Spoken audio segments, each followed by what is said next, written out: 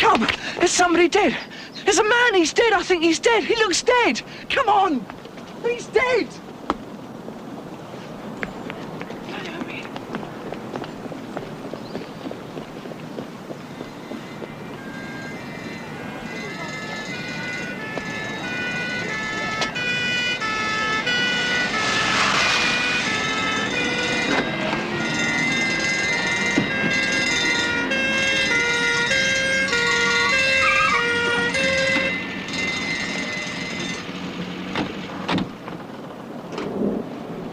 Found it? Who found it? Me, sir. Whose footprints are these? Yours? Well, I don't know, sir. Stay where you are.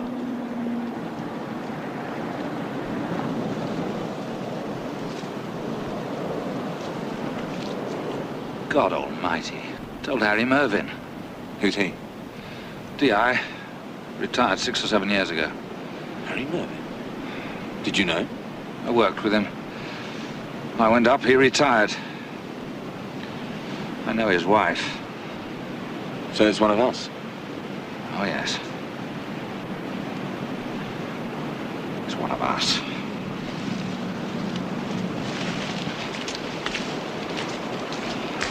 Clear the park.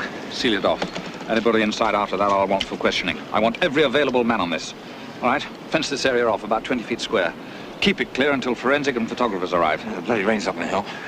Get into those houses. Inside every one of them. Who saw what?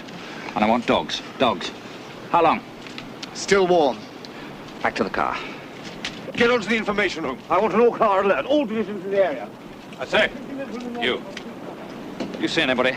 I don't think so, sir. Oh, come on, think hard. Anybody at all? Well, I'm trying to think, sir. Look, this is serious, lad. It's a police officer. Come on now, think hard. Anybody. Just so we have a description.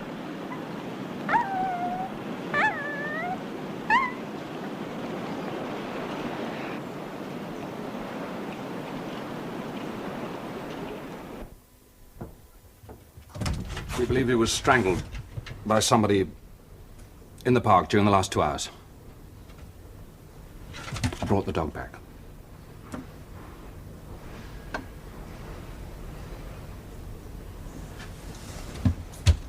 No. It's Rex. You've been a good walk, Rex.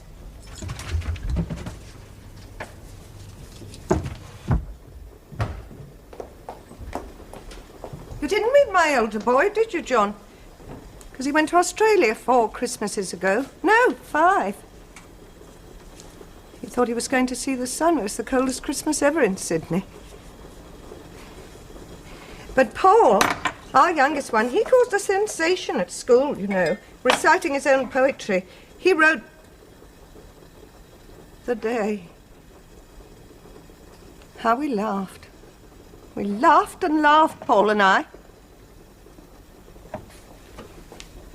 Sit down, Mary. Kicking the ball. And his eyes were round like plates, round like big saucers. And the fireworks. You should have seen the fireworks.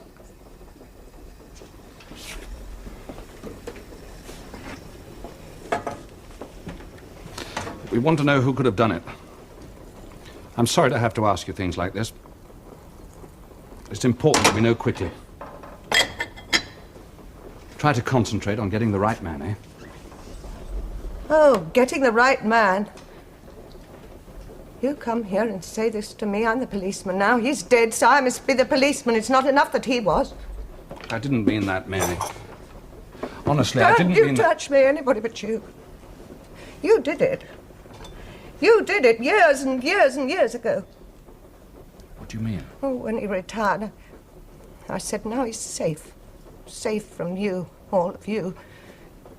You took our peace of mind away from us, and now you've taken him. That's not us, Mary. Yes, you. Devoid of any feeling. You come here and you tell me my dear man is dead. Your friend is dead. A good man. A good man, that's what they always tell me. You come here and you say he's dead. And then who did it? Oh, we must find out who did it. We're all good policemen. You're ruthless. Like he was. You don't mean that. Oh, he was a good man, wasn't he? Well, that's just what he wasn't. He was never allowed to be. He was a policeman. A perfect officer of the law, morning, afternoon, evening and night. Sometimes he wouldn't speak to me for weeks. We lived a terrible, terrible life. Sometimes he treated me like a criminal. It wasn't like that when we began. He was soft and kind. But he had no respect for anybody. Do you know what it's like living in the house with a policeman? Oh, you don't make friends with the neighbours. Suspicion. Not his, theirs, that you're prying into their lives and into their morals. We were cut off. I was cut off. He had his work, that's all. Hunting people. Oh, it's not human. Oh, it's not human. And then when he retired, I thought, now I'll have him to myself again. But we were finished. We never really spoke to each other for 30 years.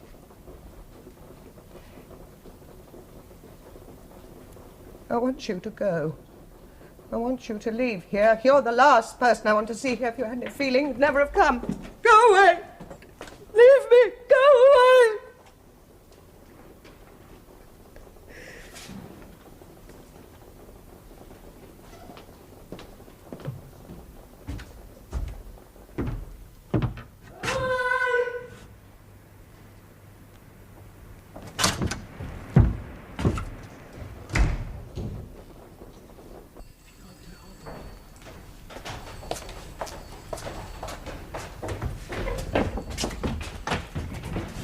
Poor old Harry Mervyn. He never understood us criminals. We got the criminal mind, you see. He never understood that. We can't help it. You see, it's our upbringing. On the account of our fathers drank too much, and our mums were on the game. Nevertheless, you can't really account for your movements between 7 o'clock and 9 o'clock this morning. Oh, let me see. I've got to put my criminal mind to work on that one. Let's see now. Having breakfast, wasn't I? Fruity Ford. I'm on a diet. I was on my own eating Fruity Ford. I swear I was, sir. I swear. No offence, Mr. Ward. I want to help you. I didn't do it, though. Honest. You didn't appreciate him for that 7-year stir, you did? Well, quite frankly, I can't stand none of you. No offence, like. It's something to do with the way you walk. Answer that, please. You didn't like him. I did not like him. You were having breakfast? Yeah, that's it. Reading the papers. I'm in chocolate. I import chocolate. Do you believe me? Yes. It's down here. Listen, Bailey. A retired detective inspector and his dog out in the park every day. He's done you down 7 years of your life. You bear him a grudge. You do, don't you? And you live 8 streets away. Look, you know I didn't do it. I know I didn't do it. Let's tell the world I didn't do it, eh? You can go. What, so soon? I was just getting to know you. You could be too clever by half, do you know that, Bailey? You were done for GBH. You didn't care who you clobbered. You're in the file as one of the real vicious ones. You didn't marry. You were known in prison as a brooder. And you said some very funny things about Inspector Mervyn. Your turn is coming, my friend. Or had you forgotten? Do leave off. This is 17 years after the event. It's ridiculous. Shall I answer it?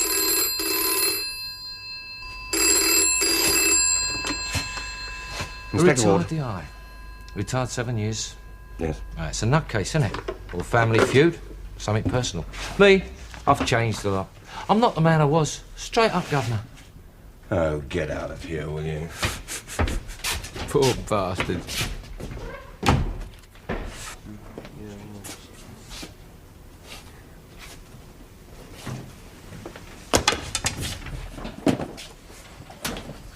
What's the story with Bailey? Oh, nothing much. I'm having him checked. He was having breakfast. He doesn't fit in. Your turn will come, my friend. Thrown across the court, that fits. Evans. So far, 63 houses visited and all the occupants questioned. 4 saw him walk into the park with his dog. Which ones?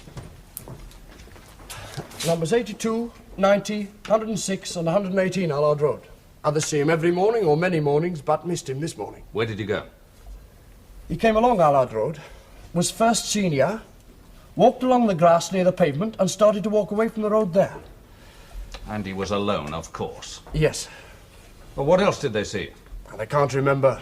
Nobody remembers anybody. Well, there were people passing. There must have been people passing at that time of morning. Not a soul. Get back onto those houses, show them Bailey's photograph. Show them this whole gallery. Hang on.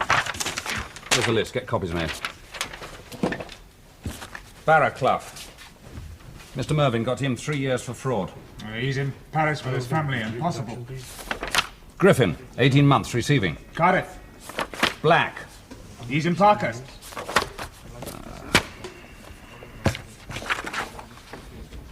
Asphyxiation, broken cheekbone. Thumped, strangled, dragged into the bushes in daylight. What about the park keeper? Saw and heard nothing, till Remick ran up with the news. Anything from Mrs. Mervyn? She was in a state of shock when I told her. I left and called the doctor. She's all right. She's with friends. I'll go back later. They weren't talking very much, the old man and her. Marital difficulties? Call it that. He was a dedicated copper. His marriage suffered. He was a good man. I knew him. He was a good man. Was he? Do you mean a good police officer or a good man? He was tough, wasn't he? Exhibits. The footprints are ours, Remick's and the park keeper's. It's a mess. Empty cigarette packets, days old, lolly sticks, a kid's glove, newspapers, bits of a magazine, rusty toy gun, and samples of earth from under the body. Clothing. Nothing. No hairs, no tears, no threads, or scratches or scrapings. Nothing. Nothing. What do you think? What are we looking for? Revenge for a motive. Unless the wife can throw some light. Evans. It looks like revenge, sir. Looks like that to me. I knew him. Nobody wanted to do a thing like that to old Mervyn. Wrong. There's always someone who would like to do it to any one of us. Even after we've retired, there's always someone who'll remember what we were. We separate them from part of their lives. Used to be all their lives. Oh, we're a hard lot. We can turn around any minute of the day and get it full in the stomach. You know that. Somebody remembered Harry Mervyn just the same as somebody's always going to remember you and me. We're not all like that, though, are we? Get to work.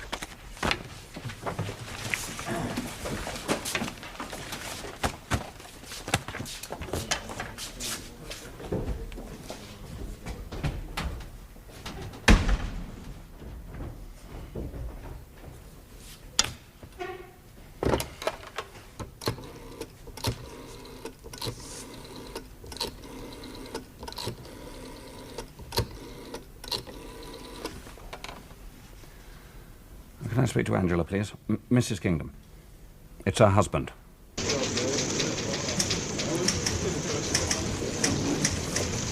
Copies in my office. Harry, I can't run this. Why not? Burly Inspector Harry Mervyn, the bane of the civil rights movement of the early 50s, the policeman who despised what he called the namby-pamby methods of the modern copper, is dead. And what's wrong with that? What's wrong? His body was found at 8:40 in the morning. The underworld that Harry Mervyn called the ravening dogs of our society never forgot how he would treat them to a dose of their own medicine. If there was a shortcut to narrow down suspects, and if it called for strong-arm measures, Harry Mervyn was never troubled to use them. You can't say all that. Why not? Because I won't let you. It was never proved, it's conjecture. Well, it's conjecture. Not on my shift. The man's dead. You mean you've run short of ideas? Who's the super on this? Kingdom. Well, you know him. He's married to your sister. Can't you do better than this? I can't get hold of him. And anyway, it's a bloody liability these days. He won't tell me a thing. Have you checked this out with the widow? She's not available. Harry, get out and get a proper story. You've got an hour and a half. It's a gang killing. Get out into Soho. It doesn't necessarily follow that it's a gang killing just because it's an ex-copper. I tell you, everyone's in the dark on this, not only me. There is no story. That is the only story. He was crude. It's in the library. We can print our own rubbish. We don't need that. Now get out and get something.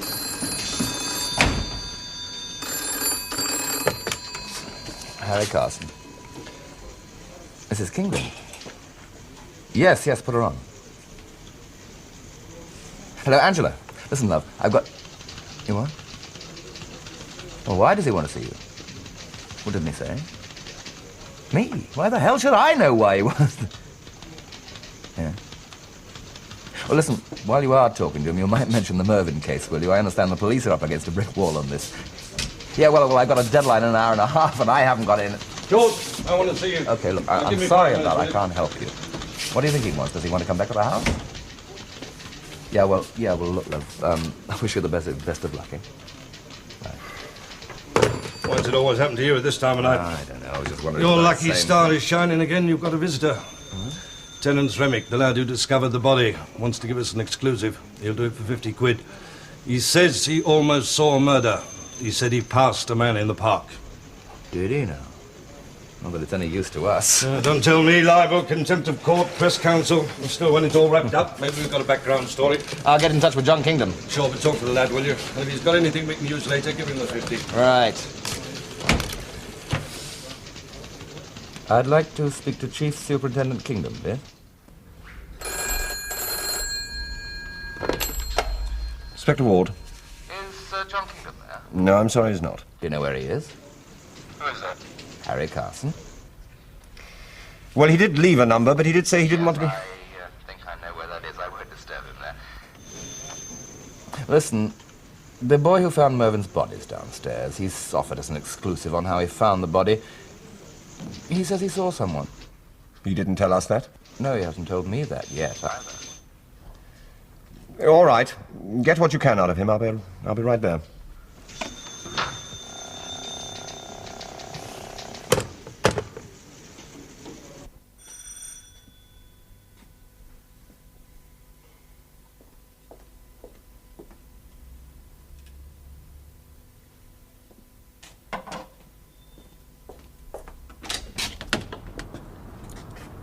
Hello.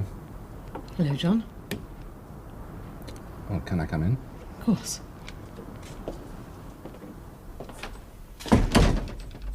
It's your house.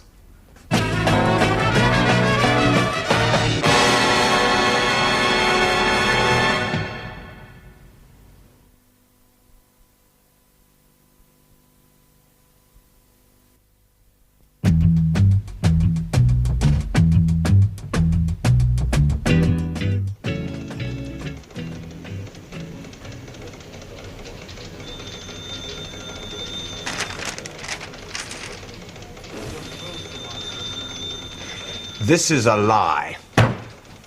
It's a lousy £50 lie. No, sir, it's true. I did see that man. You must believe that, sir. Well, I wouldn't say it. Honestly, it's too important. Look, I'm trying to help. I don't want the money. I won't take the money. Mr. Carson, I don't want to take that money. All right, I'll go along with that. We'll start again. Another statement. Ready when you are, Mr. Ward. Not here, back at the station. On your feet. You can't run this story yet. I know. And if the governor wants this printed, you'll get it through the press bureau. Come on.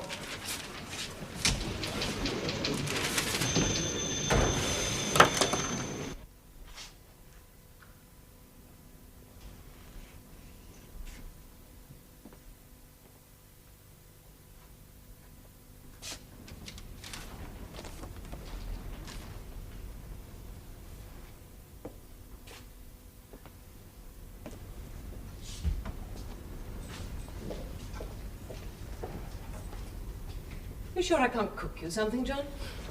Oh, no, thank you. I've eaten. A sandwich. No, thank I mean, that's what you've eaten. A sandwich. you. Yes.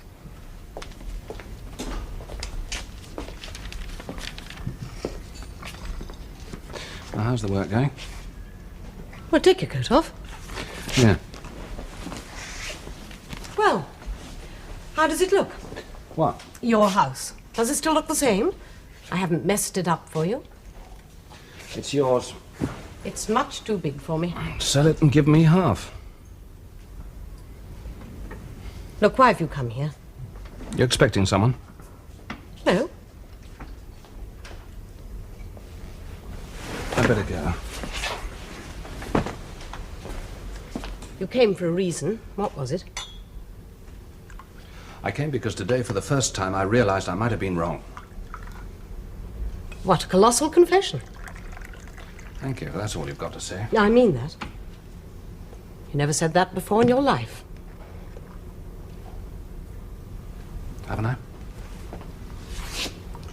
Perhaps it wasn't your fault at all. Perhaps it was me. or the rules they made you live by. Oh, I've heard all that before. Have you? There was a woman this morning described a policeman. Her husband had just been killed. This Mervyn? She was badly shocked. The words just poured out. And they sort of hammered home. What did she say? Harry Mervyn tried too hard. Every job he worked on was a personal challenge. He couldn't stop. He killed his marriage. He suspected, he hunted, he hated. I remember what you once said. As soon as you start to hate, you've joined them. You become one of them. You said, as soon as you start to hate, it touches every strand, every piece of your life. I did that. Oh, John. It's been a bad year. Why did you come here? How are things between you and... Who, Ralph? Oh, that was over very quickly. It's a big case, this Mervyn murder, I suppose. Everybody's taking it very personally. Feeling insecure. Could be them next. Matter of principle, because it's a police officer. Something like that. And you're living it night and day, as usual. As usual. It was impossible, John. You never smiled. Hardly ever talked. You resented my work. You wanted a slave, not a woman. The perfect policeman turned out to be a tyrant the moment he walked through that door. Possibly. Waiting up with meals and other things. Oh, come on. You've been away a long time. You think you've changed. I want to be practical. I don't know. You want us back together again? I don't know. Why did you come here? Because I think I might need you. I see.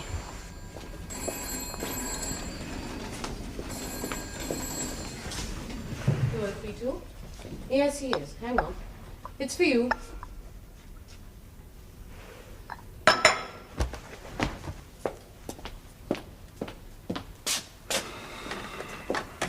Kingdom. We've got a lead. The boy Remick remembers that he saw somebody. I think you'd better come back, if you can spare the time. I'll be right there. I'm wanted. You think you need me? Look, something...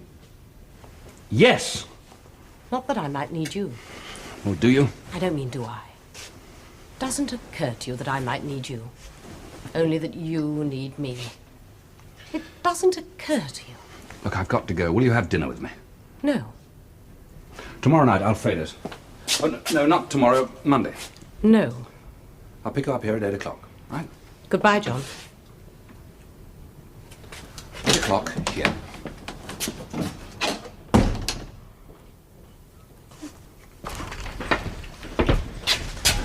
I'll be a minute. Yeah. Where is he? In here. No. You come in here.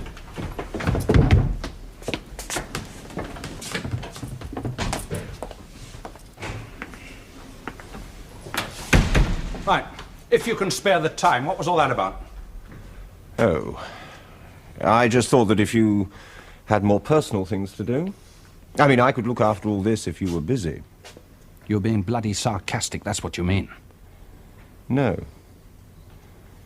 Remick's in the interview room. Come back here. Look, I don't intend to discuss my personal life with you. I don't intend to justify taking an hour and a half off to attend to my own affairs. You don't have to. Just listen, will you?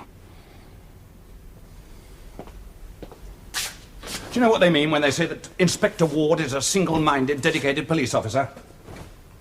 They mean that he cuts through the red tape, powers in, lives on his nerves, stamps all over people. He's a good, slick man. What have I done now? Just shut up and listen, will you?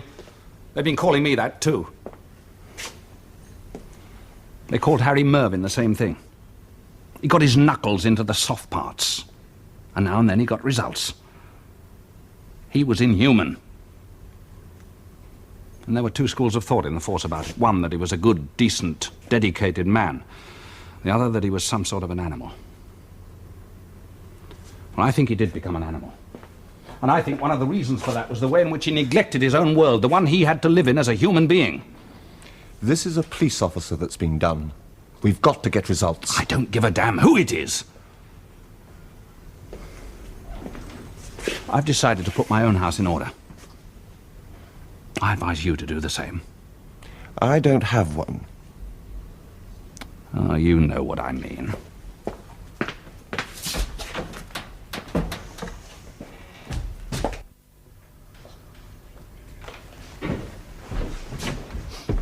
Ah, hello, Terry. So you did remember something else. Good boy. Yes, I was telling Inspector Ward, wasn't I? I did see someone. Where? In the park. Well, exactly where? Well, Can you read a map? Yes. Come in here. Right, there's the park. Where were you and where was the someone? Yeah. Thanks to information supplied by our crime reporter Harry Carson, the police have issued this artist's impression of a man who might be able to assist them in their inquiry. Looking for your name? Well... Sorry, you'll have to wait till after the case is over. You'll get your credit then. Well, that's all right. I only wanted to help. Terry's giving us 50 quid to charity. That's right, sir. Harry. Oh, buzz off, will you? You know we can't do this in front of the press. What happens now? We're looking for him, that's what happens. And when's the identification parade? In about 5 minutes. Can I come? No! Is Tony Bailey on it? No comment. Gave you this. Remick. Well, me, I cooperated, didn't I? You had no That's worth a choice. hint, isn't it? Tony Bailey. He lives round here, doesn't he? No comment. I'll get you or something like that in court, wasn't that it? Oh, go away.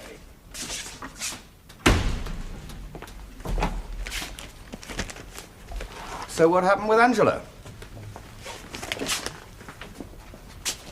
It's got nothing to do with you. Oh, yes, it has. When she left you first, she came to my place and cried for 3 days. I want to make sure that doesn't happen again.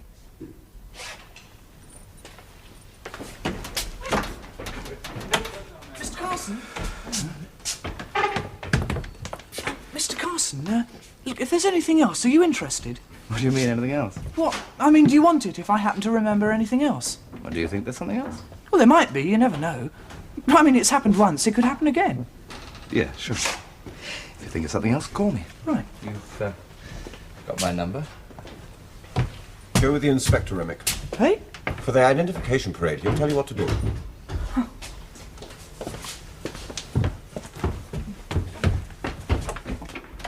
Do you know what he just said to Carson?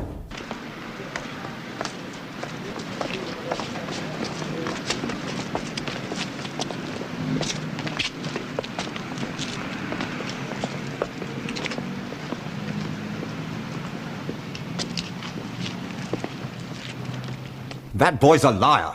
Get out there, you're supposed to be witnessing the ident. I tell you, it's a farce. He's lying. Don't jump to conclusions.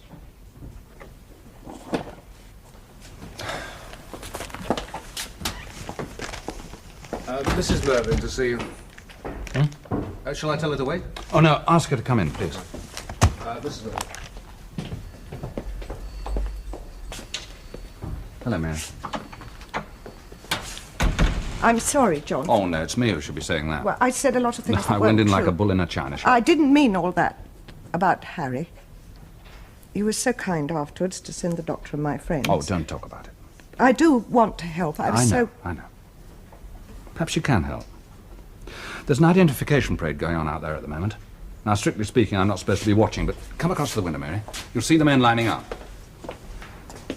I want you to look hard and tell me if you can see anything you know about any one of them. Can you do that? Yes, of course. I'm sorry. No, it's all right.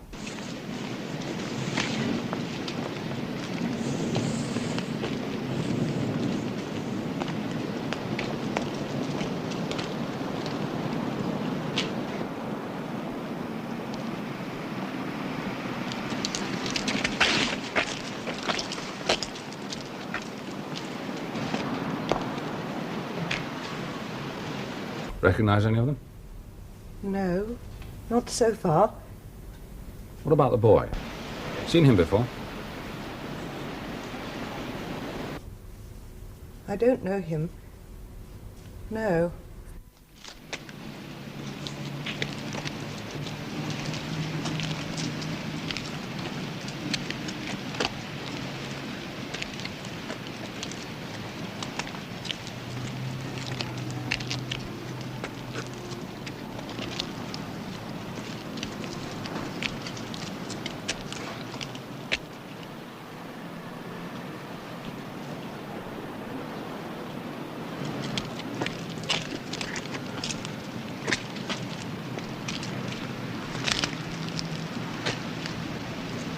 Goodbye, Mary. Thank you for coming. Thank you, John.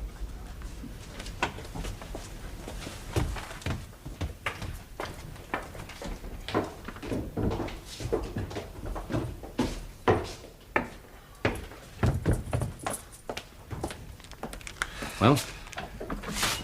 He's a liar. Of course he didn't recognise Bailey. You think it's Bailey? I didn't say that. I just think that this kid's romanced the whole business. Then we better find out. Find out about Terence Arthur Remick. Lot depends on his word. Find out without letting you know we doubt his story. How do we do that? Well, I'll speak to some people who know him. Your parents? No. Somebody won't tell him. Friends, school teacher, employer. Somebody we can check him out with. We haven't got his story. We haven't got anything. We'll just have to start all over again, won't we? Thank you for coming to see us, Miss Perriman. It's very important, otherwise Inspector Ward wouldn't have asked you. Now, he's probably told you that it's in connection with the murder of Inspector Mervyn. Yes. Now, I've asked to see you because of a young man called Terence Arthur Remick. You know him. Terry, yes.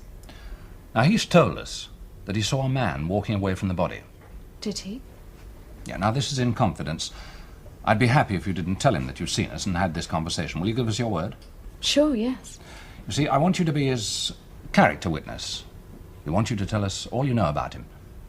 We want to know if he's the sort of person we can believe. You understand? Yes, I think I do. Well? What? Well, you're his girlfriend. I was. Would you believe him? Would you believe the story he's told? Is he a straightforward lad? This isn't fair. What do you mean? He's not here to defend himself. Defend himself against what? Well, if this is some court of law... It's not, Miss Perriman. Is he the sort of person you would believe, totally? Well, no. Why do you say that? Because Terry lives in a different world from us. He's a strange sort of person. You've got to understand him. Strange? Why strange? Well, I don't know if you'd understand this, but I do. Terry's dad used to give him terrible beatings when he was about 3 years old. Well, to me, that explains it. You said he was a strange sort of person. In what way strange? Well, for instance, I caught him one day walking along the street with a white stick, pretending to be a blind man. He walked the length of the high street. I followed him. People helped him across the road. He denied it afterwards, said he hadn't done it. I put it down to him wanting love. And then another time he said, we were talking about capital punishment, and he said if he were ever hanged, he'd make an arrangement with the hangman beforehand. It was quite horrible. He said he'd make an arrangement with the hangman that just before he sprung the trap, Terry would jump so that his neck would be properly broken. He said he'd enjoy it. He's not only a liar. I'm afraid he's a very sick person.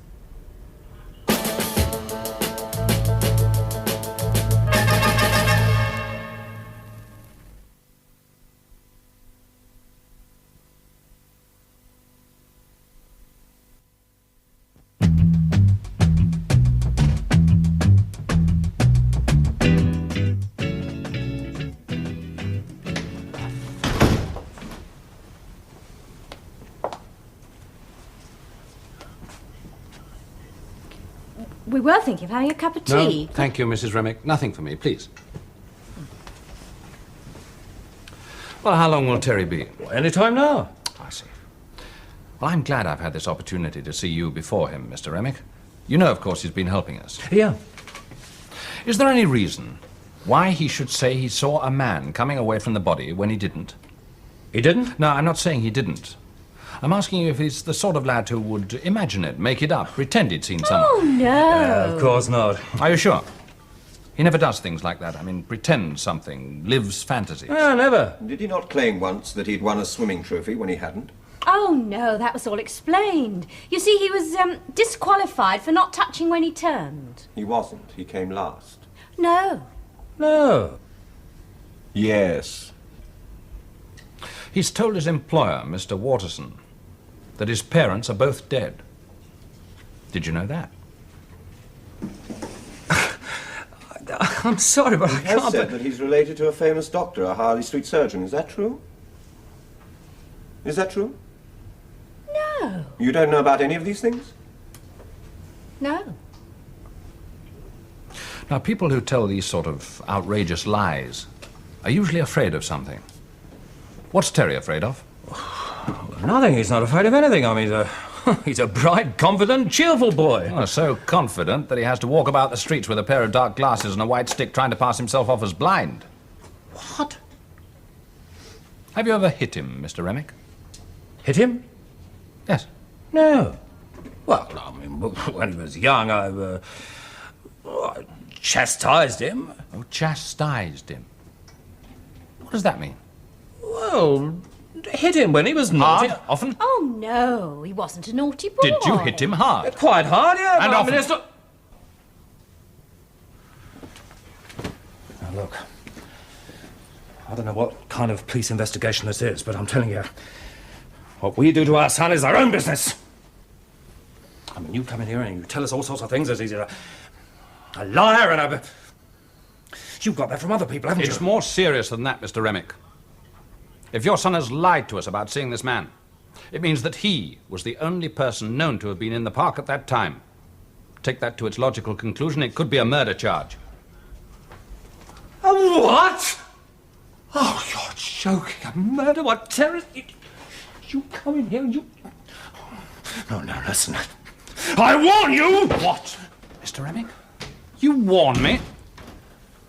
Oh, hello, Superintendent. Hello, Inspector Ward. You want to see me? Terence? Yes, Terry, we'd like to have another word with you, in private. Sure, you can come into my room. No, better if we go down to the station, eh? Okay, I'll see you later. Thank you.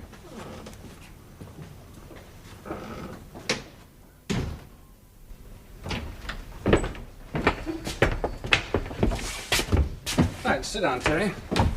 Well, let me take your coat. Oh, thanks. Sit down. What can I do for you this time? How can I help you? Terry, Yeah? have you thought about this case at all? Yes, I have. It's a very funny one, you know. Peculiar. Yeah, it is, isn't it? Doesn't make sense. No. You know, for instance, that killing somebody is a very scary business for the person who does it. Mm-hmm. They always leave something behind, something we can find, no matter how small. A mark, a hair, dandruff even, fluff from a coat. Oh, yeah. Because they don't think of these things, they're too minute. And because police methods are always in advance of the intention of the criminal. Or should be. Precisely. This is one case when nothing was left behind. Nothing at all. Yes? Yes. Nothing. That's the first case I've ever had. Now, what would you deduce from that, Terry? Well, I don't know. Well, that someone was being ultra careful, wouldn't you say? Yeah, I would. Why? Because he didn't want to get caught. I'll ask you something else. Why are you talking to me like this? Never mind why I'm talking to you like this. Let's just have a chat about it. Let me ask you this question. Why do people kill? Oh, for many reasons, sir. Oh, there's no need to start calling me sir now, Terry. We've been talking man to man up to now. I'm sorry, sir. Sorry. There's one central reason why people kill. They kill because they hate. I suppose so. Now, that doesn't necessarily mean they have to hate the person they kill. They could hate someone else and not even know they're killing one person because they hate another. Do you follow? Yes. So, whoever killed Inspector Mervyn could have killed him without hating him, even without knowing him. Yes. You agree? Yeah. But that's just the feeling. That's not the motive. That's just the subconscious working, but it's not the motive. Now we've got to try and find a motive. For why somebody killed Inspector Mervyn? Yeah. I've been racking my brains, Terry. I'll admit it was a brick wall. I drew a blank until suddenly there was one of those shafts of light that you read about detectives getting in novels. The perfect murder. You see, if there are no clues, and you eliminate all the other motives, you're just left with one motive. The desire to commit the perfect murder. You see, if you want to commit the perfect murder, you don't kill someone you know. Otherwise, you become a suspect. You have to eliminate every possible motive for killing in order to be quite freed from detection. Are you with me? Yeah. But the one thing the perfect murderer forgets is that the desire to execute the perfect killing is in itself a motive. What sort of person do you think is capable of trying the perfect murder? Clever. Very clever. But sick, ill, lonely, full of suppressed hate. Why is it that nobody ever seems to get away with it? Oh, it's always because either they're not clever enough, or else they can't keep quiet about it. They have to keep leading the police back to the scene. They can't help boasting about it. After all, they believe that they've been much more clever than the police. Terry? Sure. Do you think any of that fits this case? It could do. It could easily be something like that. Could it fit you? Me? Oh, no. Well, are you sure? Now, think about it for a moment. You have all the credentials. No, I don't. Oh, yes, you do. You're clever. But you didn't do well at school, did you? So once you even forged a school report to prove to your parents that you were considered to be clever. No, I didn't. Yes, you did. And then there was the swimming trophy. That was clever. Why did you do all that, Terry? I didn't. Oh, now, come on. If we're playing a game, you'll have to think of something else. Not just a denial. Because we've checked. And you've tried to cover up all the lies you've told your employer by saying that your parents are dead. Do you want to change your parents, Terry, or do you wish your parents dead? That's hatred. Now, come on, Terry. Now be clever. Think of something that explains all that. Only quickly, otherwise I'm going to charge you with murder. You can't. Why, And then take the boasting bit. Wasn't enough just to pick at random a lonely old man out for a walk and kill him. No. You had to go back and find the body, and even that wasn't enough. You then went to the paper with this story about having seen somebody walking away from the scene. And that wasn't enough. Later on, you went back to Mr. Carson and said that you might possibly be able to provide him with more information just to keep the story going. No, I did see someone. Oh, I didn't do it myself. Do it myself. Oh, come on. Do you think we're stupid? All right, Alan. Tell me, Terry. What is it, lad? What made you do all that? Have you been just pretending to be good ever since you were a lad? Did your father beat you so much that ever since you've been pretending to be someone else to everyone? Is that why you're lonely? You are lonely, lad, aren't you? Come on, you can tell me. Was killing someone the only way you could think of to prove yourself? I'll stand with you, lad. I'll help you. I'll make the court understand. Because you see, Terry, I feel sorry for you. Because killing is sick and horrible and sad. It's not sick. And it's not horrible. There's nothing wrong with killing. A lot of people do it. Don't you ever read the papers? It wasn't horrible when I did it. It was pleasing. I wasn't sad afterwards. I was happy. I came to the conclusion a long time ago that life doesn't matter. Except I couldn't kill the dog. The dog? I couldn't kill him. He pranced about. He didn't seem to mind that I killed. He didn't know any difference. I suppose you're Mrs. Master. There's nothing wrong with killing. Human life doesn't matter. I have a father who doesn't matter and a mother who doesn't matter. Nobody matters. People admire perfection. This wasn't bad, you know. If I hadn't gone to the press, you'd never have found out. It was clever. Do you know how much care I took, how I planned it? Well, after I hit him, I spread my coat all over him so that I wouldn't drop any hairs on him. You see, I'm capable of doing something. They don't think that.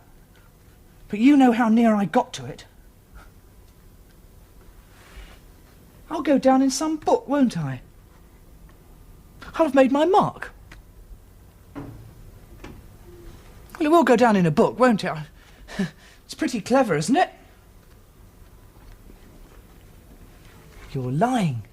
You know it was clever. Look how big the headlines were. I did that. You're lying. Your mother and father think a lot My of you, mother and Terry. father think what I let them think. But they hate me, really. Do you know, I nearly killed him once, but he didn't know it. As a matter of fact, I waited for him with an iron post, but he didn't turn up. Now that wouldn't have been so clever. You do think it's clever? No, Terry. There is nothing clever about killing. Nothing at all. Doesn't matter who it is. Doesn't matter what the reason is. There is nothing clever about killing. Nothing. Not a thing.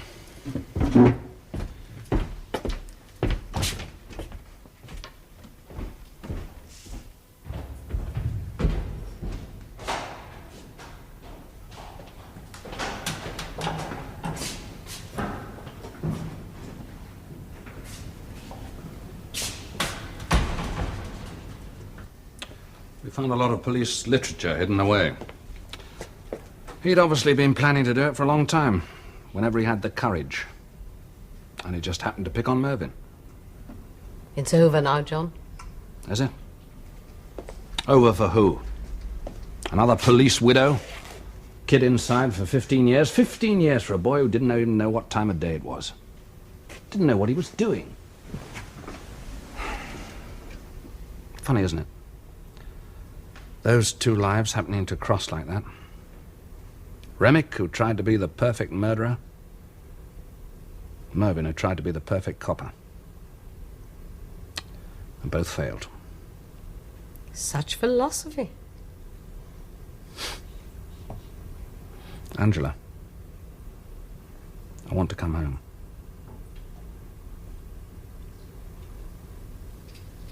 We don't have to go out. I can cook. Remember?